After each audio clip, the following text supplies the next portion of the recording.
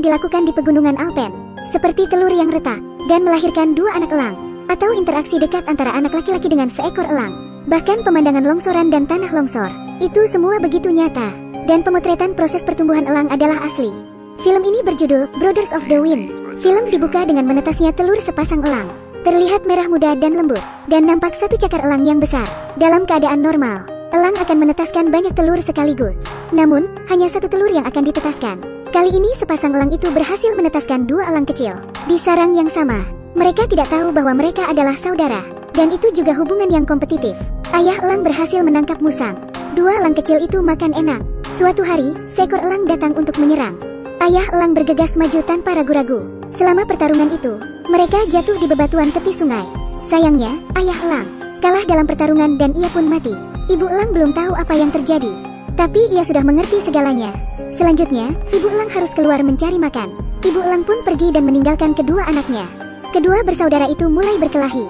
Mereka harus memutuskan siapa pemenangnya.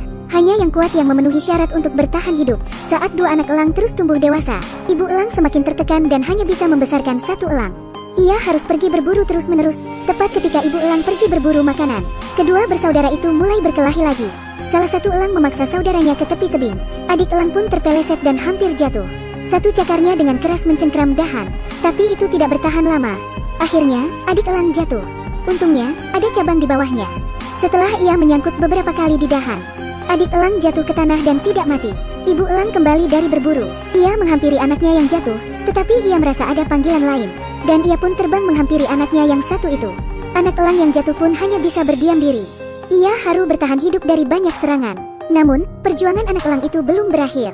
Setelah melewati malam yang dingin, paginya, seekor rubah menyerang anak elang itu. Meskipun ia tidak memiliki kekuatan untuk membalas, elang kecil itu terus menyerang rubah. Dan rubah itu berhasil ia usir. Kemudian datang lagi seekor anjing pemburu. Elang kecil tidak mau menunjukkan kelemahan. Ia terus mencakar dan menyerang ke depan. Pada waktu bersamaan, Lukas datang mengusir anjing itu.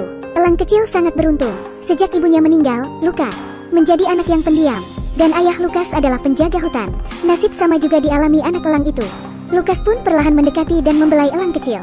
Elang kecil tidak melawan. Lukas melepas jaketnya untuk menghangatkan elang kecil itu. Lalu ia membawa elang kecil ke sebuah rumah. Rumah itu adalah rumah Lukas dahulu. Lukas membuatkan sarang dengan bantal. Lalu, ia mengeluarkan roti dan memberikan pada elang kecil.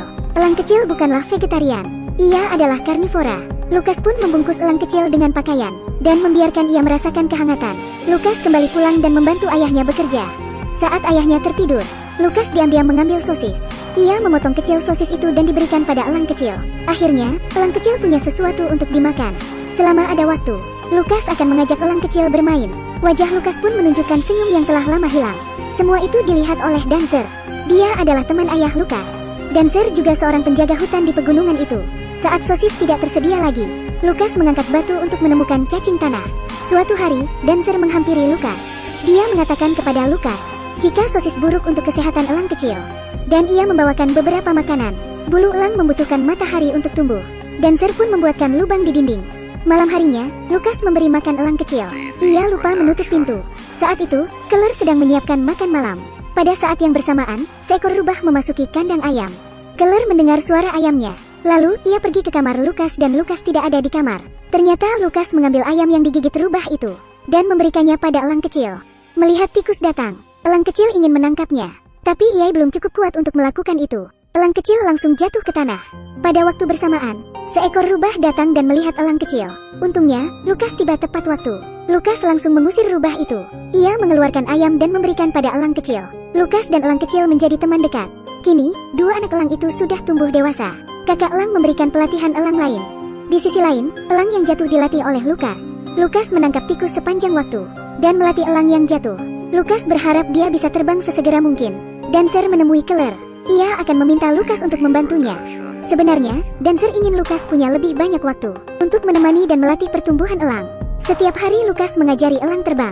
Lukas menunjukkan padanya bagaimana melebarkan sayap. Lalu, Dancer mengajak Lukas ke rumahnya. Lukas melihat gambar di dinding ketika ia memasuki pintu. Dan ada juga beberapa alat untuk melatih elang. Malam harinya, Lukas tidur dengan elang. Lukas mengajari elang cara menangkap ikan. Baginya, memancing terlalu lambat. Kemudian, Lukas melepas jaketnya dan meraih ikan dengan tangan kosong. Ia meletakkan ikan itu di depan elang. Tapi elang tidak tergerak untuk makan. ikan itu pun lepas. Ibu elang juga mulai melatih saudara elang. Dia tidak lagi menyediakan makanan untuk saudara elang. Ibu elang memegang rubah dan melemparkannya jauh ke atas batu. Jika saudara elang ingin makan, ia harus terbang dan tangkap sendiri, karena didorong oleh makanan. Saudara elang mengambil langkah pertama. Dia berhasil terbang keluar, tanpa bantuan ibu elang. Lukas juga terus melatih elang. Dia meletakkan jerami di sebuah keranjang, dan mengangkat elang dengan keranjang itu. Kemudian Lukas mengikat sepotong daging dengan tali, untuk menarik elang terbang keluar. Tapi elang tidak peduli dengan usaha Lukas. Elang tidak berani mengambil langkah, untuk membuatnya terbang sesegera mungkin. Lukas berdiri di atap dan meleparnya. Elang belum juga terbang. Lukas belum menyerah. Ia menaruh elang di tangan dan menggoyangkannya. Setiap hari, Lukas begitu bersemangat melatih elang. Akhirnya, elang itu mau terbang beberapa meter jauhnya. Malam harinya, mereka duduk bersama di atap. Mereka menghitung meteor.